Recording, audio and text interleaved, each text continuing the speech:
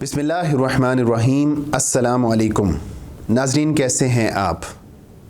ہماری بات چل رہی تھی نبی کریم علیہ الصلوۃ والسلام کی ہجرت سے متعلق، اور آپ کا جو وجود ہے، آپ کا ورود ہے، وہ مدینہ میں ہو چکا تھا۔ ایسے میں جب اللہ کے نبی علیہ الصلوۃ والسلام مدینہ میں آتے ہیں تو آپ علیہ الصلوۃ والسلام کو یہاں پہ آ کے 3 طرح کے لوگوں کا سامنا تھا، یا 3 طرح کی قوموں سے واسطہ پڑا تھا۔ ان میں سے پہلی قوم تھی انصار و مہاجرین مسلمان۔ ان میں سے انصار تو وہ تھے کہ جو کئی سالوں سے، کئی صدیوں سے مدینے میں آباد تھے، اور ان کا رہن سہن، ان کے شادی بیاہ، ان کے تمام معاملات مدینہ ہی میں تھے۔ اگرچہ وہ معاشی طور پہ بہت زیادہ سٹیبل نہیں تھے، بہت امیر کبیر نہیں تھے، لیکن ان کو اس حوالے سے کوئی زیادہ کسی پریشانی کا سامنا نہیں تھا۔ ان کے اپنے گھر بار تھے، اپنی زراعت تھی، اپنے جو ہے وہ مال مویشی تھے۔ اس حوالے سے جو دوسری قوم تھی وہ تھی مہاجرین کی۔ مہاجرین وہ لوگ تھے جو مکہ میں اپنی جو گھر بار تھا اس کو چھوڑ کے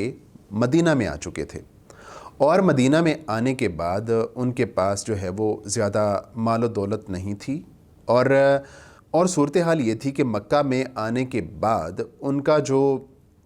لوگوں کی تعداد تھی اس میں روز بروز اضافہ ہوتا جا رہا تھا۔ اس کے علاوہ نبی کریم علیہ الصلوۃ والسلام کو جو دوسری قوم کا سامنا تھا وہ تھے وہاں کے رہنے والے مشرکین۔ اس کو بھی ہم 2 اقسام میں تقسیم کر سکتے ہیں۔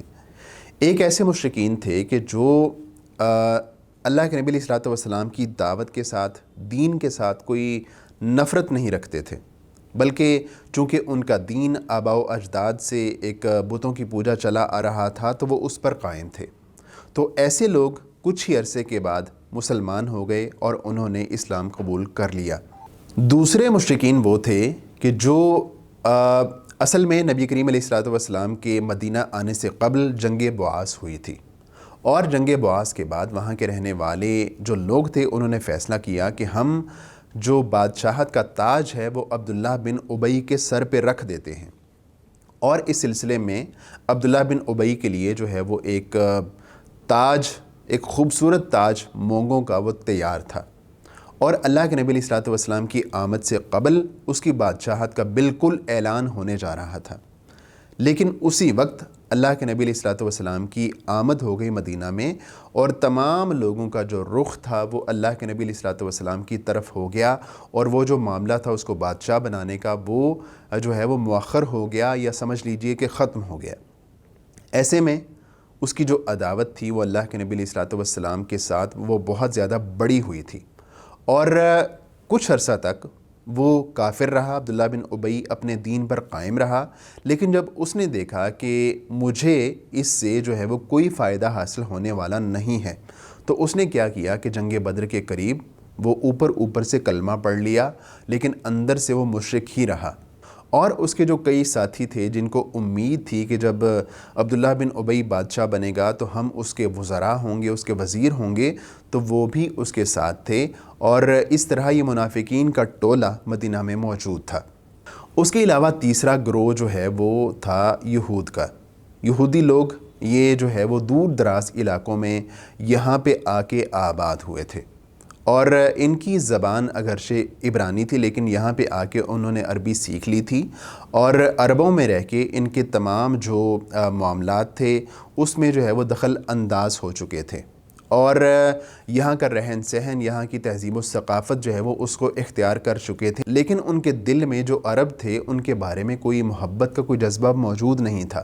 بلکہ وہ اپنے آپ کو ان عربوں سے زیادہ جو ہے وہ سپیریئر سمجھتے تھے، اور ان عربوں کو امی کہتے تھے، اور ان کے ساتھ جو دلی ایک محبت کا جذبہ ہوتا ہے وہ ان کے دل میں موجود نہیں تھا، اور ایک تکبرانہ روش ان کے اندر موجود تھی۔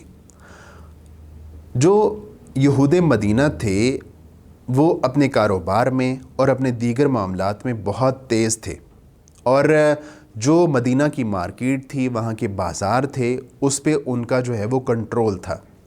وہاں پہ جو ہے بنیادی طور پہ 4 طرح کے کاروبار ہوتے تھے۔ کھجور کا کاروبار ہوتا تھا، کپڑے کا کاروبار ہوتا تھا، جو ہے وہاں پہ شراب کا کاروبار ہوتا تھا، اور غلے کا کاروبار ہوتا تھا، اور تمام طرح کے کاروبار پہ مکمل کنٹرول وہ یہود کا تھا، اور یہ سلسلہ اسی طرح جاری و ساری تھا۔ یہود کیا کرتے کہ اپنا جو مال ہوتا ان میں سے بہت سا مال جو عرب تھے ان کو قرض پہ دیتے، اور عرب کیا کرتے کہ وہ مال و دولت ان سے قرض پہ لے کے اس کو جو ہے وہ مختلف عیاشیوں میں اڑاتے، اور جب مال ختم ہو جاتا تو مزید جو ہے وہ ان سے مال طلب کرتے، اور اس کے بدلے میں یہود کیا کرتے، ان کو مال دیتے اور کفار کے باغات وہ گروی رکھ لیتے، اور جب کفار ان کا مال و دولت اور ان کا قرض واپس نہ کرتے تو آہستہ آہستہ ان کے باغات پہ اور ان کی زمینوں پہ اپنا قبضہ جما لیتے۔ اس کے علاوہ یہود کیا کرتے کہ جو وہاں پہ قبائل آباد تھے، خصوصاً اوس اور خزرج کے، ان کی باہمی لڑائیاں کرواتے رہتے۔ جب ان کے درمیان کوئی صلح ہونے لگتی تو کوئی ایسی سازش کرتے کہ ان کی جو لڑائی تھی وہ اپنے عروج پہ پہنچ جاتی، اور کیا کرتے کہ جب ان کی لڑائیاں ہوتیں تو ان کو اسلحہ بیچتے، ان کو جو پیسہ تھا، مال و دولت تھی، وہ قرض پہ دیتے، اور اس طرح جو ہے وہ بڑے آرام سکون کے ساتھ ان کی لڑائیوں کو انجوائے کرتے دیکھتے، اور جو ہے وہ اپنا مال و دولت سے اپنے پیٹ بھرتے رہتے۔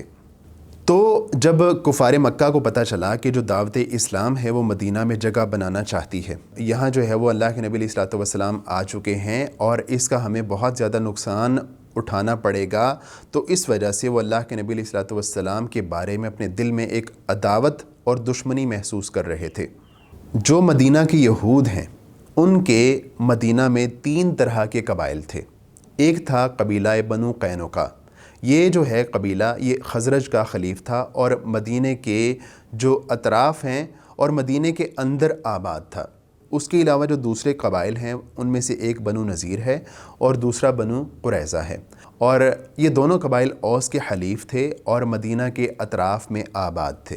یہود کے قبائل جو مدینہ میں آباد تھے ان کے ساتھ نبی کریم علیہ الصلوۃ والسلام نے کیا تعامل کیا اور ان کے ساتھ کس طرح کا تعلق رکھا، اس پر ہم انشاءاللہ بات کریں گے آئندہ ایپیسوڈ میں۔ ابھی دیجیے اجازت، اللہ حافظ و ناصر۔